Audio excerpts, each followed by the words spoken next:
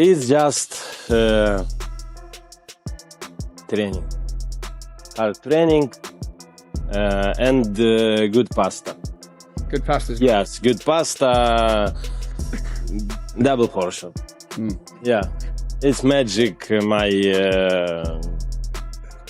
help. Your fuel. Yes. Your fuel. Yeah. How does it feel? We are very happy to see you back. I think boxing smiles when they see the name Usyk on a poster. But being here again, Oleksandr, on the big stage, how does it feel for you to be back once again? I feel good. Listen, hi everyone. I'm very glad to be here. I'm very happy back in UK. You know, I missed a little bit. 6 months, yeah, last time. Thank you so much. Thank you organization who do this. Thank you Rico. Thank you Rico team. For me, it's a challenge. A lot of people say, "Why you choose not boxer?" It's a great guy. It's a dangerous guy. You want, you know, please. One time, I wanna do what I want. Like you said, all smiles, because what an opportunity we have to upset the world and write history. And exactly what Eddie said. Are you crazy? I think to be the very best at what you're doing, you have to be a little bit crazy. And I think that's not just me. I think that's in every vertical and every discipline. You do something, you have to be a little bit crazy and obsessed with what you're doing. And that's what I am. What I do to the point perfect. I do to perfection. In my vision, I love it. I enjoy it. I do it with so much passion. And I'm crazy excited to be here.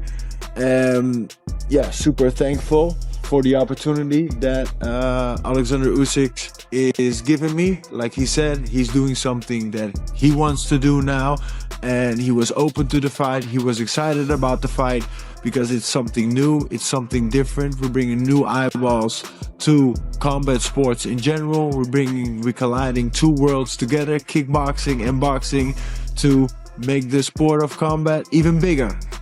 So, like I said, super thankful. For a lot of people that do not know, Jason Statham is one of the people that initiated this opportunity. So super thankful to him, and of course also His Excellency, because they were talking about it and he said, let's do it. And then first we got the opportunity to fight Anthony Joshua because of the tragic accident that got derailed.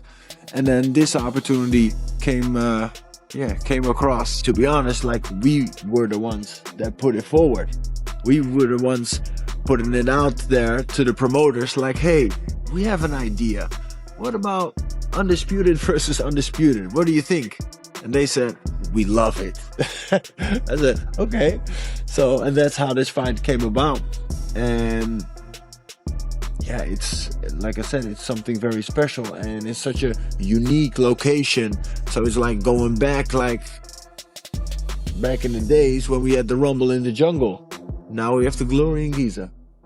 I spoke to your good friend, Rico, Tom Aspinall, on the DAZN broadcast a couple of weeks ago. He's a big fan of yours and a big fan of your chances in this fight to cause Oleksandr Usyk problems. Yeah. What problems do you believe, stylistically, you can cause Usyk in the ring that many have tried but failed to do? Well, of course, thank you, Tom. Appreciate you so much, my brother. And what I believe is that the puzzle of boxing, Oleksandr solved multiple times. Too many times already. And I think this is a puzzle he hasn't solved yet. It's a fighter, you know. I feel on the serious for this fight.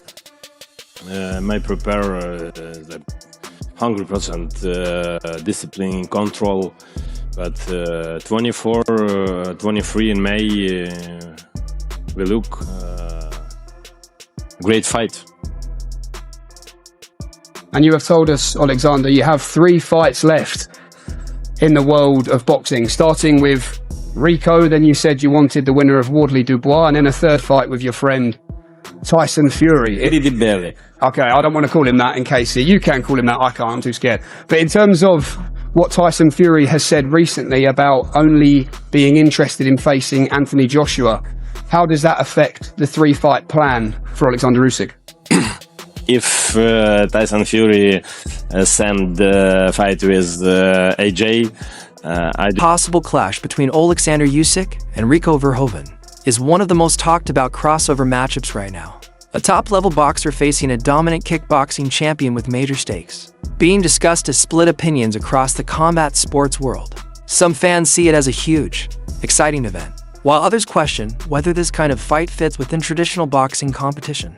Either way, it's a matchup that has everyone talking. Yeah, look, I think it was the same as kind of the rest of the boxing world. It was quite underwhelming.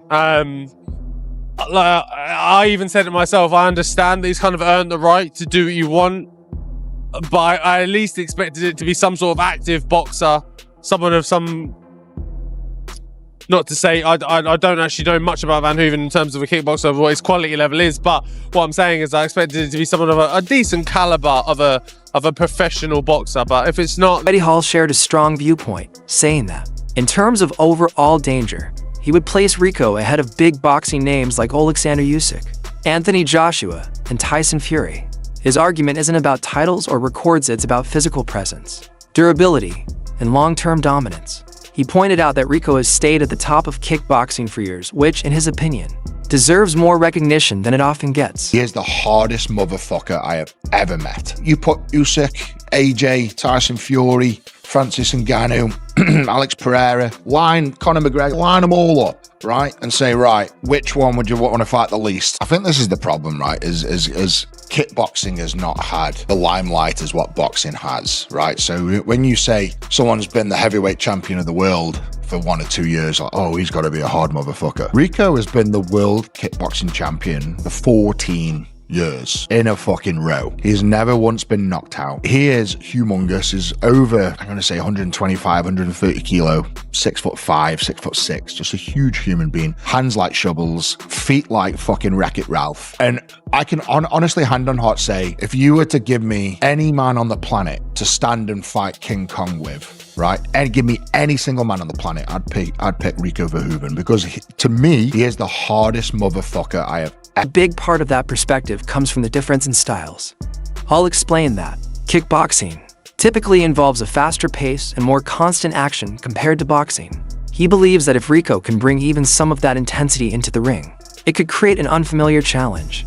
Not necessarily a technical boxing advantage, but a pressure-based style that could disrupt the usual rhythm of a boxing match. You put Usyk, AJ, Tyson Fury, Francis Ngannou, Alex Pereira, Conor McGregor, line them all up, right? And say, right, which one would you want to fight the least? Fucking Rico Verhoeven. He is that dangerous of a man. And with the kickboxing, and again, people just don't know this, is kickboxing is like three-minute rounds. The intensity is fucking insane. They are punch, kick, punch, kick, punch, kick. They are just... They're fierce. And if Rico brings that into the boxing, I think it's going to be a big surprise for Usyk. I'm not going to say he's going to win, but I think he's going to shock the world. He's got every chance to win. And I think people are massively underestimating Rico. Other side, Simon Jordan offered a more balanced take, focusing on Usyk's mentality. He suggested that Usyk is not simply chasing money, but is driven by competition and staying active at the highest level. In his view, Usyk remains one of the top fighters in the sport and is not taking this as an easy option.